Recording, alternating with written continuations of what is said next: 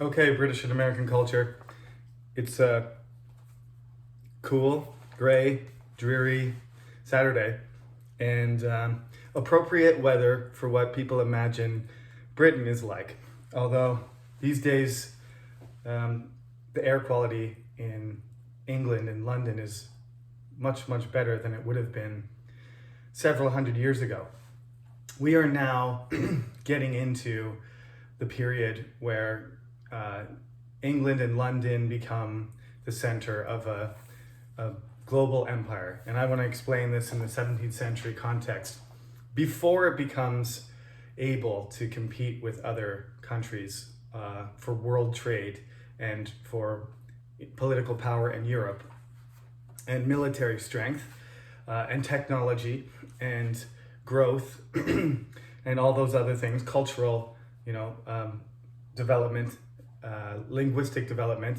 This is kind of where it starts, where they have enough stability as Queen Elizabeth dies that they can sort out some of the other problems in the state. What she did was enable all of the underlying problems of the English to sort of get along for the majority of her reign. One of those things is related to a question that was on your quiz, is what did she do about religion?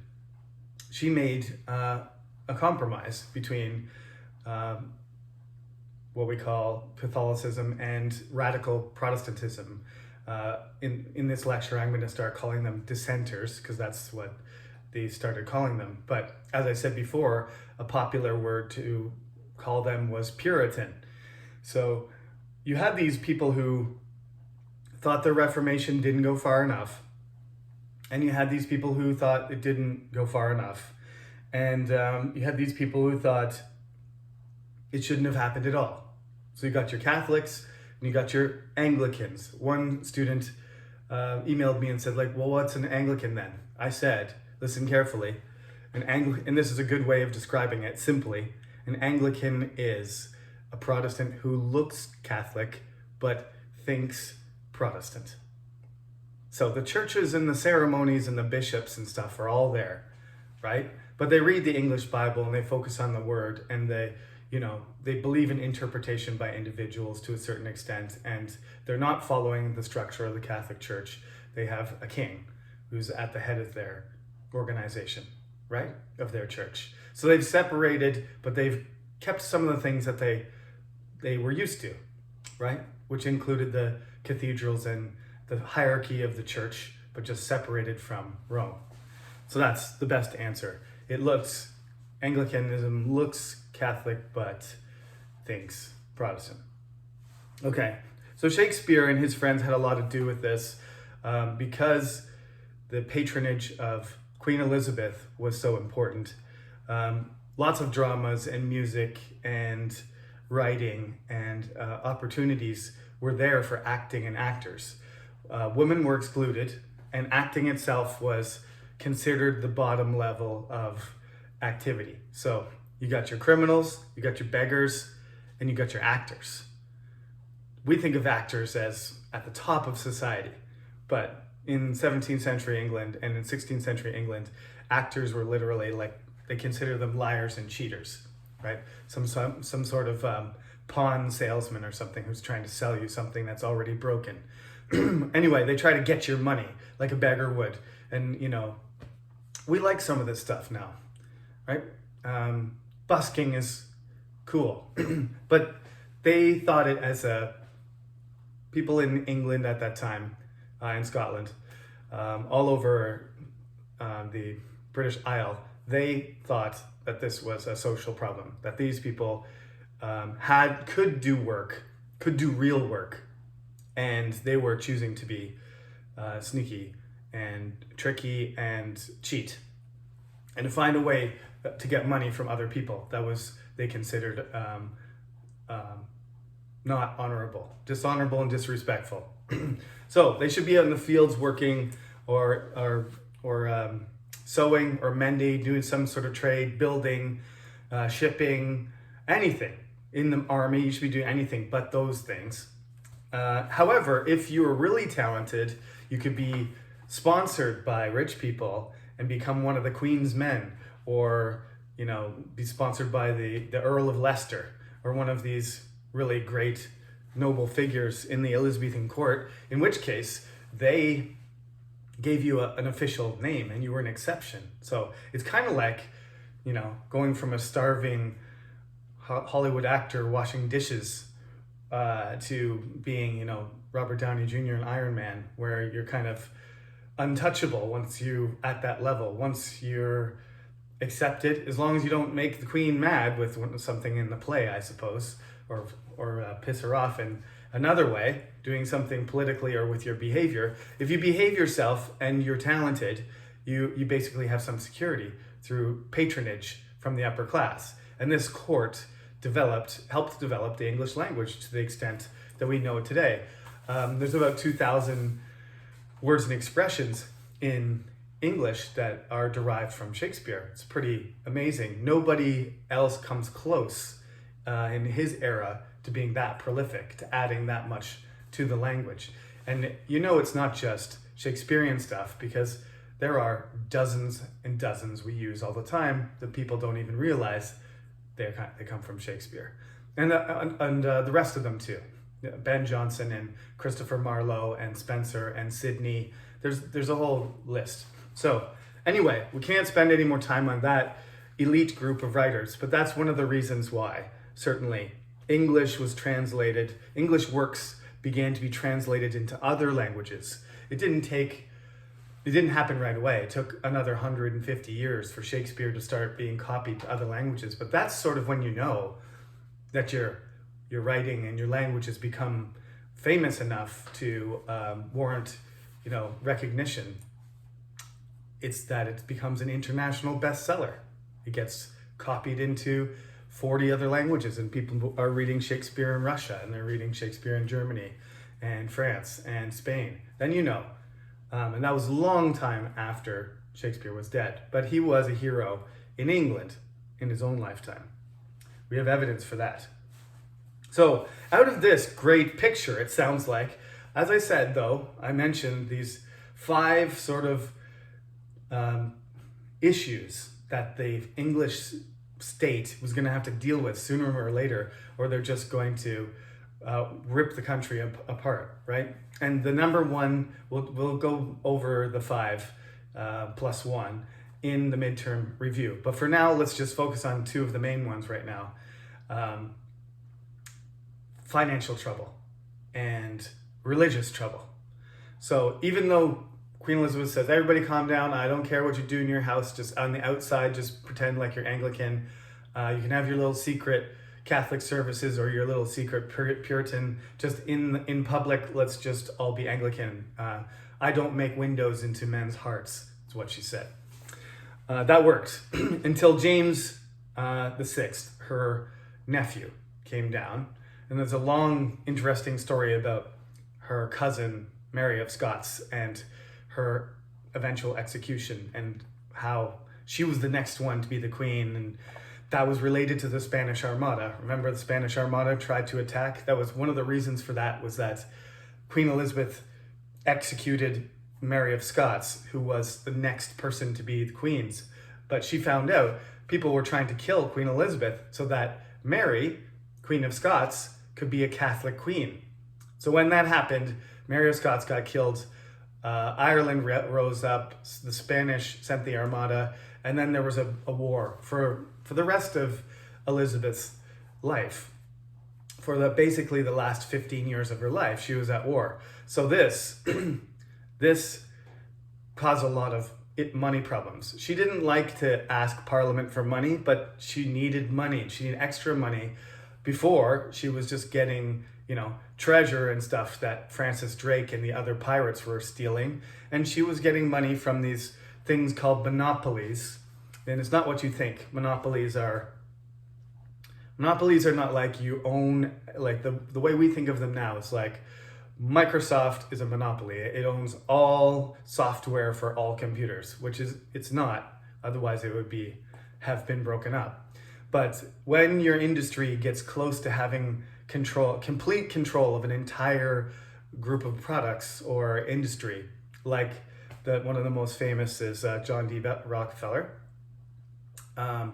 Rockefeller basically was sued by the American government according to an antitrust law because he had so much control over oil that he could just raise or lower the price of oil as he wanted to, because there was no competition. So it could be as high or as low as he chose to do it. Like if he was in a bad mood, he could just say 10 cents more expensive today.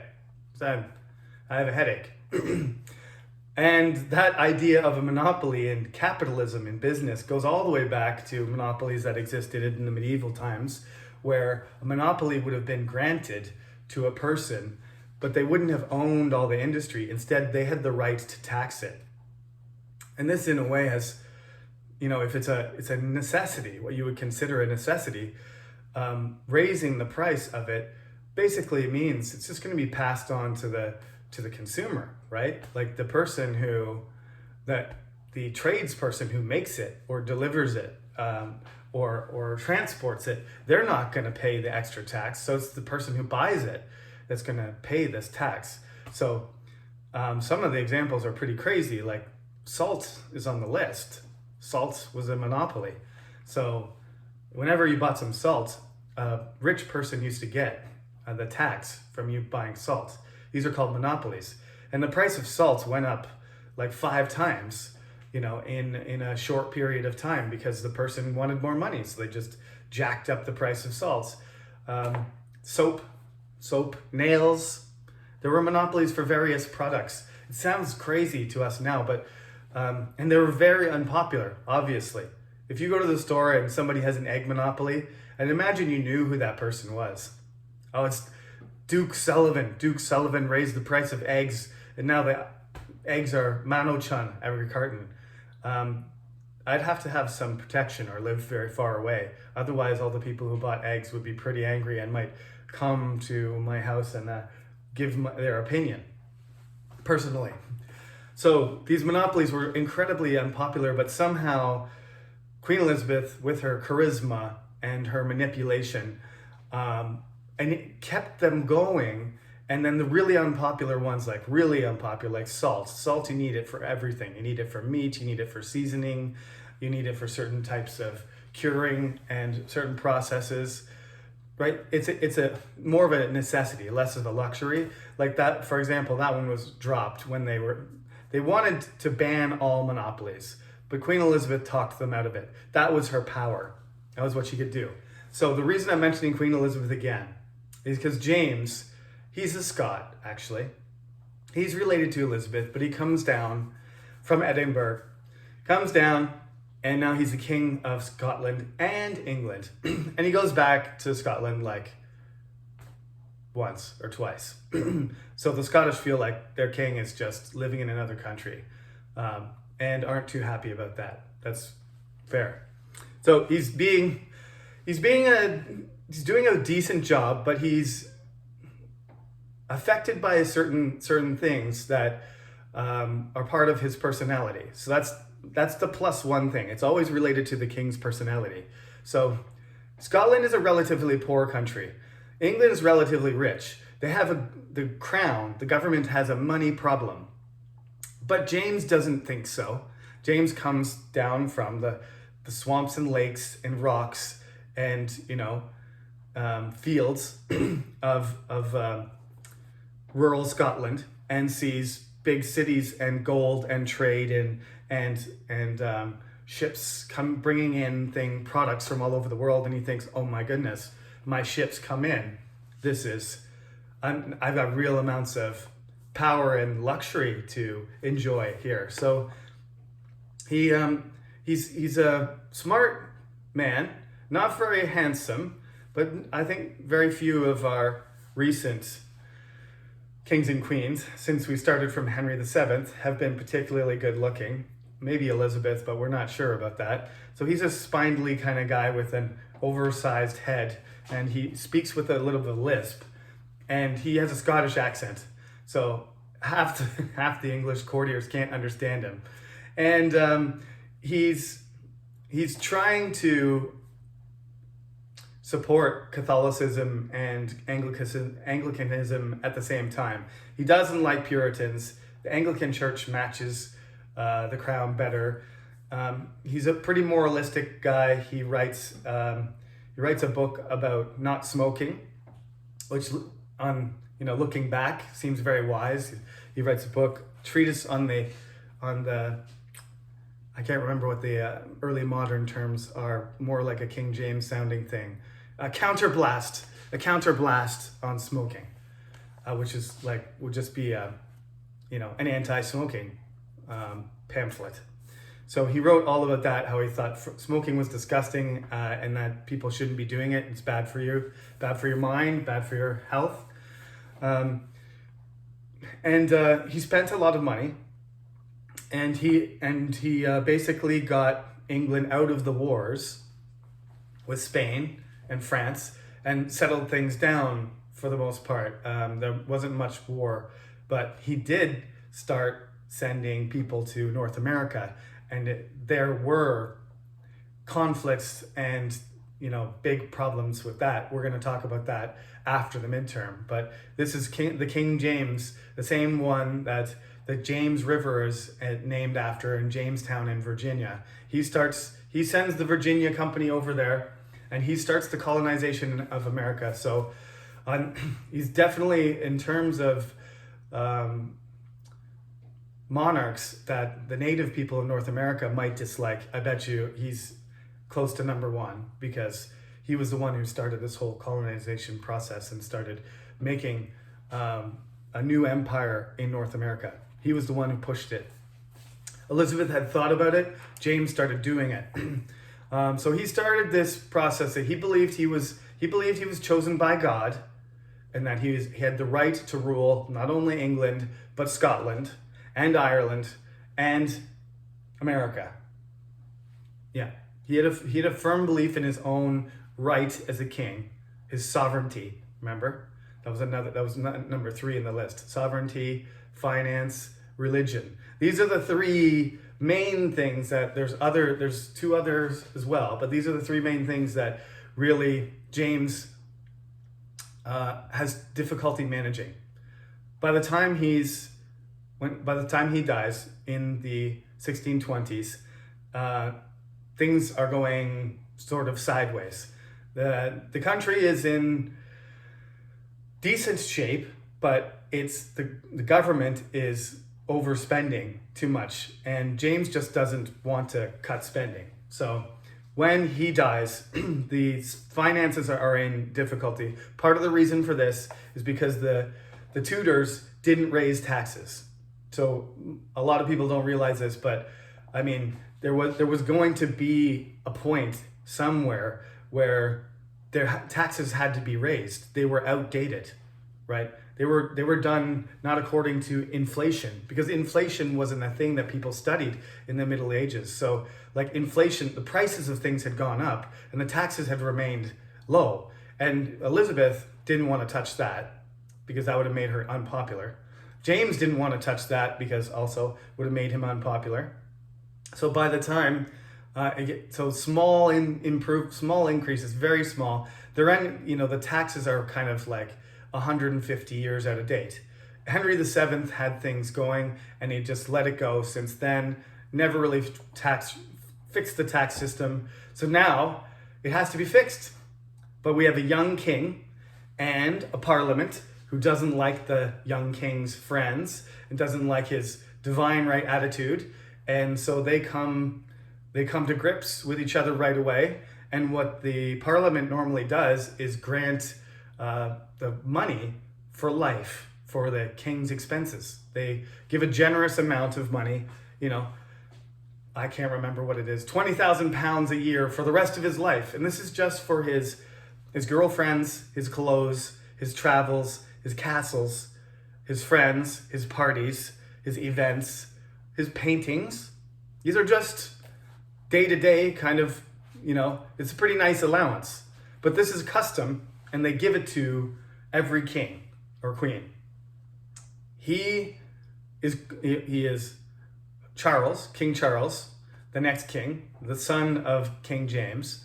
He's going to be King Charles I of England and King Charles I of Scotland. He becomes king, and Parliament says, no, we're going to ask for a few things. Before we give you your money, which is supposed to be automatic, we're going to have to argue over a few things. And this is where it starts between Charles and his Parliament, is that neither side will compromise. Elizabeth is always compromising. Charles never does. Or he tries to compromise too late. So he basically says, you have to give me the money, give it to me, and then we'll talk. And the Parliament says, no, we'll talk first, and then you give us the money. So he sends them home. And this goes on. We don't have time to talk about all the details, but this goes on from the beginning of his reign. Tragically, it gets worse. He picks a bishop, and one of his problems is a religious problem. His wife is Catholic, and she's allowed to be Catholic, and she has her own chapel. And everybody thinks in England that his wife is whispering in his ear and telling him what to do. And they think that Charles is a secret Catholic. And he doesn't act like one, but in the end, he might be one.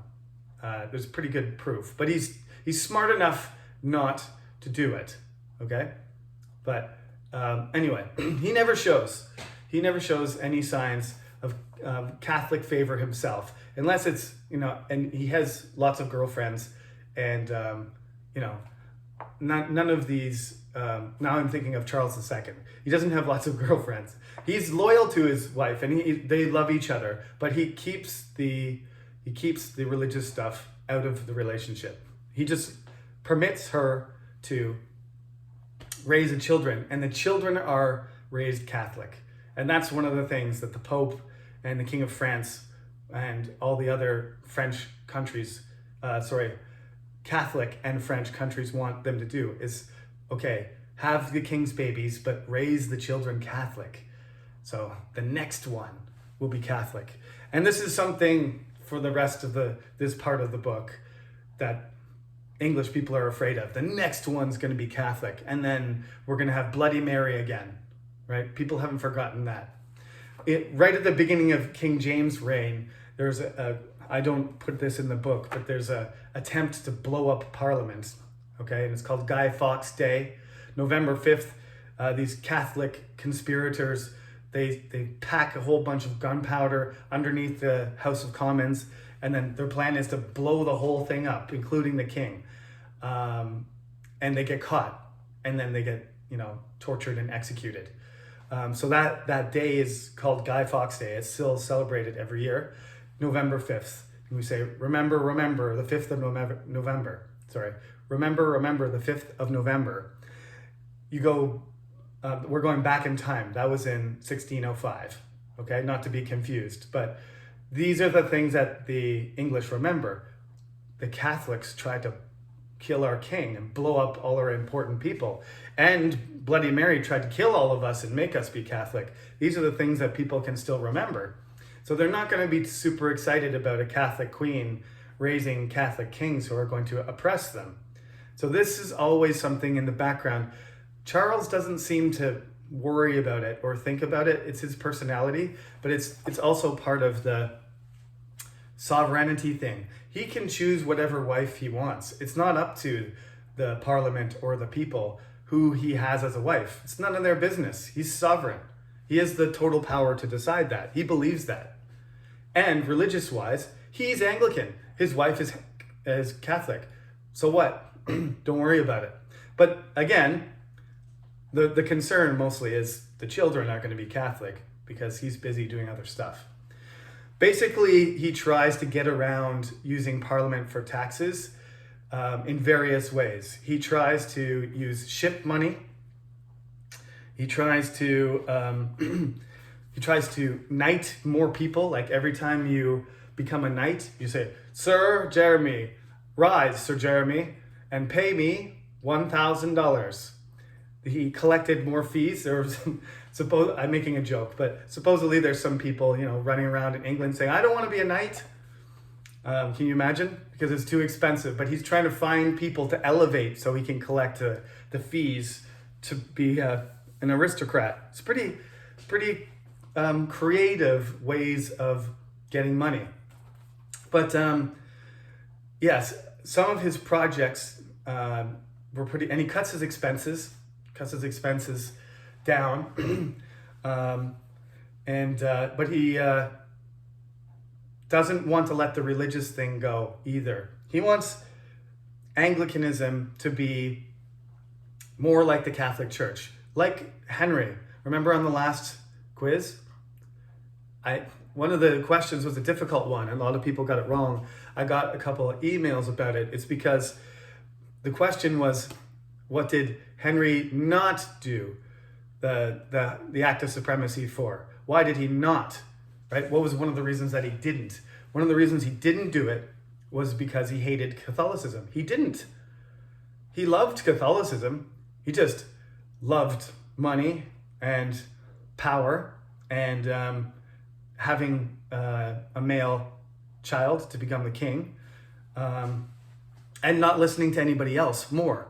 He loved the Catholic Church, and he went to his death thinking he was a good Catholic. I know he technically isn't, but in his mind he is. So there's a tricky question there, but this is the same kind of thing. Now, you can be a secret Catholic or you can be a real Catholic, and there are going to be kings and queens here who flip, right? So the country continues to expand. There's still the trade and everything that's going on that started with Elizabeth and fighting with the Spanish, and then settled down during James's era. The exploration and the expansion of colonial, of establishing colonies across the Atlantic, creating this Atlantic nation, as it'll soon be called, planting people all over the place, continues happening. And Charles needs an army for doing some of these things. Being involved in conflicts in the European theater as well. There's this devastating war called the 30 Years' War going on, which will completely destroy Germany for generations.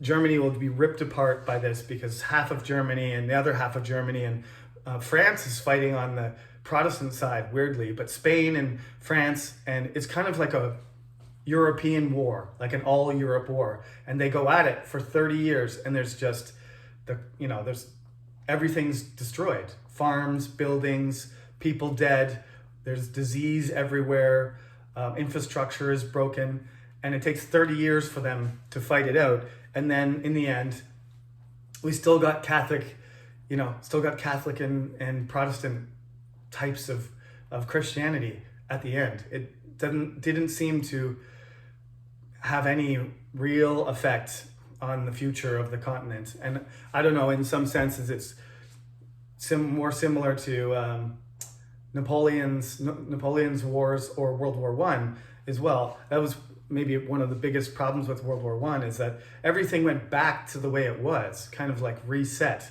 after Napoleon was defeated the first time. And certainly they were more careful the second time, but they basically put France back at its natural borders. They didn't take a big chunk out of it and change its size like they did to Germany and Versailles after World War I. But this is basically what happened. Europe is right now in the middle of one of its worst wars ever. And England's not involved. Some of the English want to be involved, though, so they go over and they fight. And so when this conflict of Charles and Parliament can't be worked out, Charles wants the Parliament to do what he says and follow his rules, and Parliament refuses to. He decides he's not going to call Parliament anymore. So for about 12 years, there's a period called the personal rule, and this is the closest Charles gets to absolute power, where he doesn't have a parliament at all. He just gets money from various places, all the places he can, and tries to keep the government going. But he makes a big mistake. he tries to take the money that he's using and go to Scotland and force the Scottish to use the Anglican Book of Prayer. When he does this, the Presbyterian Scots freak out, and there ends up being armed violence and riots. And so an army gets sent up there. Charles and Bishop Laud send an army up there to suppress the Scots and force them to come in line with the Anglican Church. They lose. The Scottish come out of Scotland and start damaging Northern England. And this is what does Charles in. Once he's in this position, he has no choice. He needs to summon Parliament, get some money, get an army, and stop the Scottish before they take over England. So he goes to the Parliament and says, I need this money now. I need this stuff. And they negotiate. And for some of the people that have been abusing the power in the government when the Parliament wasn't there, the Parliament decides that they weren't going to put them in jail or kill them. So they do. And every one of these things that Charles doesn't want to do, he signs them because he needs the money. Otherwise, he can't stop the Scottish army. So he does it, and then they summon the army, and they fight the Scots, and this is called the First Bishops' War, and they defeat the Scots. But Charles feels guilty. His best friend was killed. Lord Staffordshire was killed, for example. That's not important. You don't need to remember that. But he feels like he's betrayed himself and he's betrayed his country. So now he starts becoming even more aggressive with his policies, right? He wants to go to Ireland. Now there's unrest in Ireland, and he wants to raise a bigger army. But Parliament refuses to do anything he says. And then they start passing laws saying that they should decide when things are done, especially about foreign policy, which is another one of those 5 on the list, that they should decide whether the country should go to war or not, that the king can't just have an army whenever he wants one. It's the Parliament that has the power to do that. When they do that, they shut the Parliament doors and lock them, and they have a closed session, and the king's men are trying to bang on the door to get inside, but they fail to do so. And the atmosphere in London gets so negative that Charles has to leave. Okay? When Charles leaves, this sets into motion the whole Civil War, which is something I have to explain quickly but in detail. So here it is. There's royalists that support the king and say that he is chosen by God and that he is the right ruler of England and Scotland. Then there are people who disagree. They're the people that think Parliament represents the people and the people are more important, right? There's these 2 expressions in English, especially in this early modern period, that get used often. It's the body of the people, which means the representatives of the people, like the king and the Parliament. And then there's the real body of the people, which is the population, the actual people. They get used kind of differently. So what Charles believes is he represents the people's will. And Parliament says, no, we do, because we are chosen by them, not by God. And this is a very humanistic idea, isn't it? That people are doing things because they're chosen by humans and human activity and human reason, not by divine right and, unquestionable authority. So these are 2 ideas, but people do basically recognize that there needs to be some sort of king, some sort of leader. So there's a lot of people in between, but it gets polarized to the point where it's either, fight on one side with a gun or fight on the other side. So he goes up to Oxford, he gets away from London, raises a flag, and he gathers an army, and the royalists fight against the Roundheads. The parliamentarians fight against the royalists. Okay? The main leaders on both sides, well, the main leader is King Charles on the royalist. On the other side, there are a few different important leaders, but we'll just skip ahead to the point where Oliver Cromwell starts to consolidate his power. He was a cavalry commander, And through his force of personality and his achievements on the battlefield, his victories on the battlefield, he starts to take control of what they call the New Model Army. So they start to use their financial and trade support to get better equipment, material, clothing, food supplies for on the parliamentarian side. They have better equipment, they have access to the continent. Basically, the royalists are relying on wealth and people from the countryside and wealthy people whose individual strength is coming together to fight. But in terms of money and material, equipment, and numbers, the parliament side is better. You might have said that at the beginning, the command, the generalship of the royalist side was better because they had some people with experience fighting in the 30 Years' War.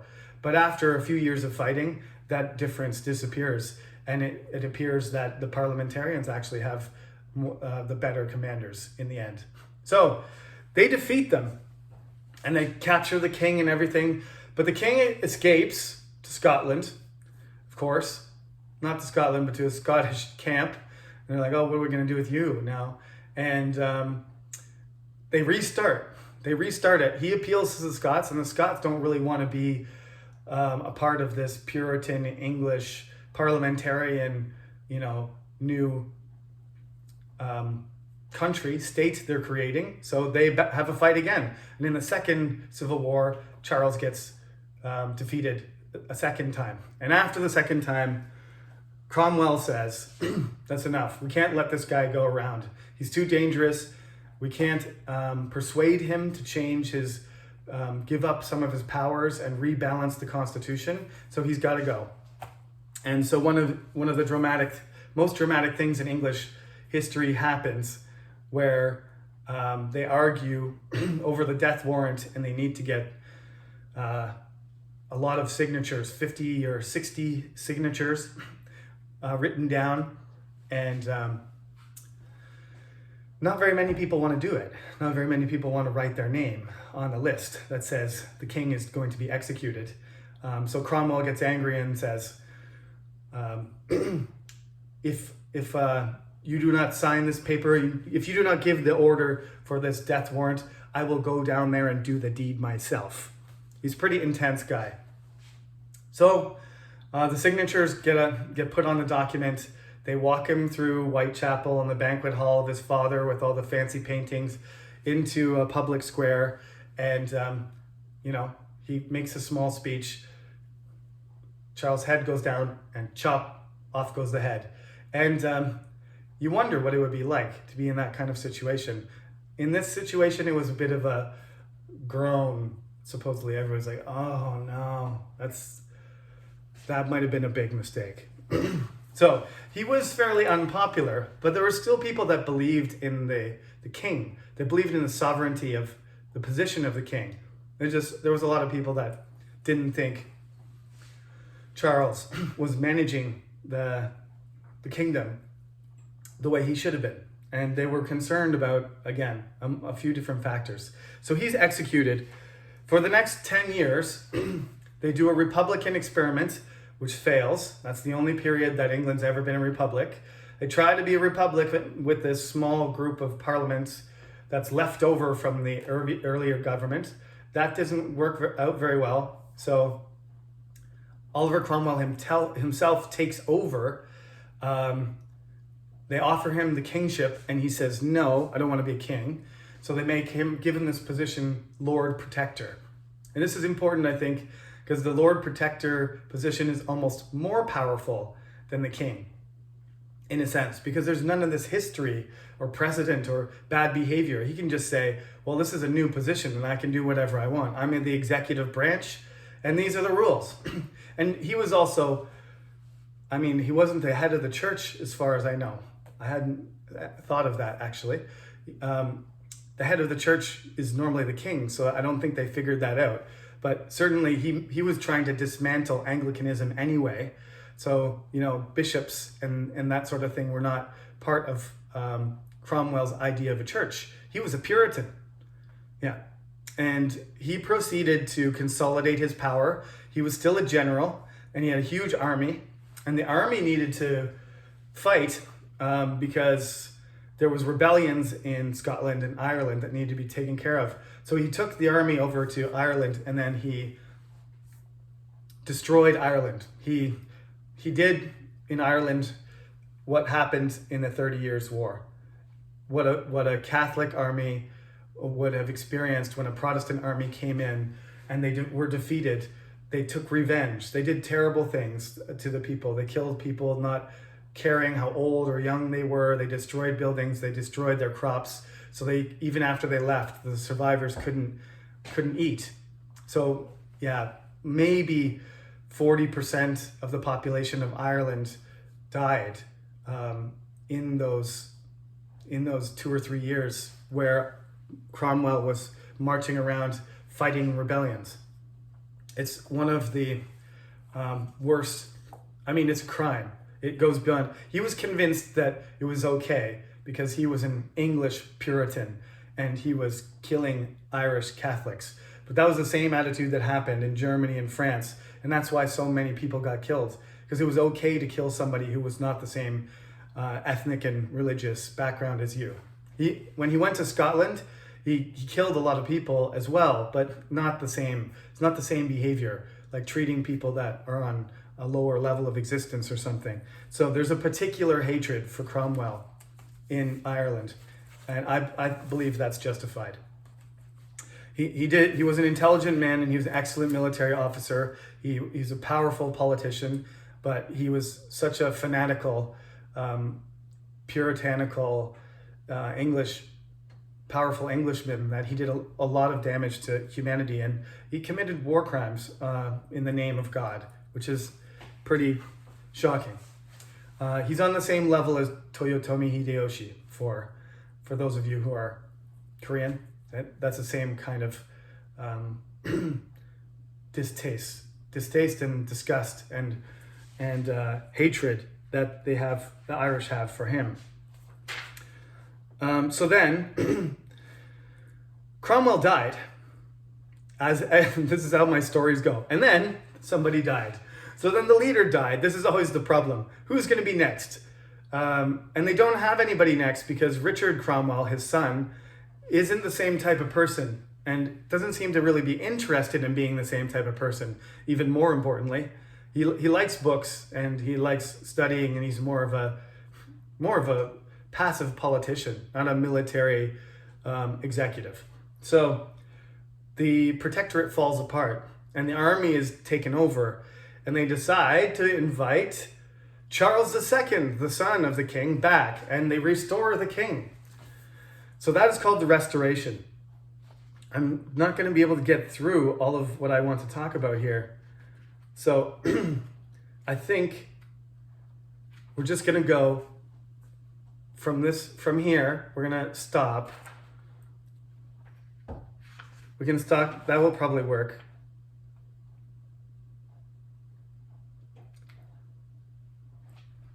I think we can stop there at page 120. Before John Locke, the intellectual giants, John Locke and Isaac Newton there, and then the Enlightenment and the Glorious Revolution. Those can just be, we can sneak them in after the midterm when we start into stuff about America, because some of the stuff crosses over. Because America starts way back when Columbus first made contact, and there's various European people coming, and they all have importance. So don't worry about John Locke and Isaac Newton or Scotland or the Glorious Revolution, okay? So stop there. Stop there at page 120, okay? And I'll explain those other things after the midterm. I'm going to do a midterm exam review as well today, so it'll be a double portion of British and American culture, so you can watch the videos separately, but the next one I'm going to do is going to just go over the basic main points and some of the quizzes, because some people missed quizzes. So I'll do a midterm review. It'll be shorter than our 45-minute marathon type lecture anyway, but it won't involve as much stories. It'll just be more like a list, okay? So make sure you check that out too. That'll be coming later today or at least by Monday. Okay, thank you for listening. Have a nice day.